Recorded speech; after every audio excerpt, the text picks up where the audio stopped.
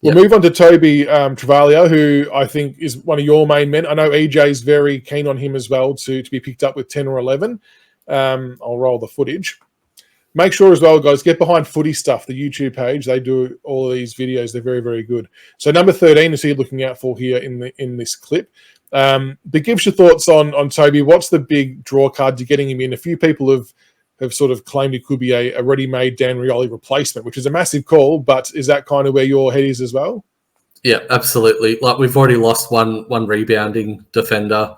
We've got another who's aging and probably won't be there in a couple of years' time in Jaden Short. So we desperately need to bring in some right now. I mean, we've got a couple on the list already, but they don't have some of the elite traits that Travaglia has. Like, he's very quick. I've got a profile up for him, and his strengths are listed here as his competitiveness, defensive pressure. He harasses. He's not just an attacking rebounding half back. He actually applies defensive pressure.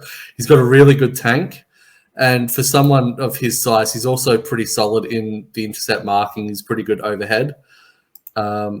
He's got great speed and his work rate. He runs pretty hard a lot of the time. You won't really see him doing a Jaden Short where after the ball's gone, he stops and just waits. He'll continue to push up the field if he can influence around stoppages as well. So he's definitely one that I would rate. His kicking can be a bit iffy, especially over longer distances. He can misjudge the power needed to hit targets. But that'll just come with more decision making, which should hopefully improve as we see there. That kick was just a bit of a nothing kick there. But yeah, definitely he'll make us a lot better. What's the likelihood that another club might jump in before us? Could the D's or St Kilda have him up high on their board as a serious enough contender to get him before he hits 10 or 11? Yeah, D's are a chance. Saints are a chance. Carlton can really rate him as well. So if we do 1 and 2, there could even be a world where Carlton take him in the top 5. That very small chance, very, very small chance. But yeah, if that happens, I wouldn't be overly surprised.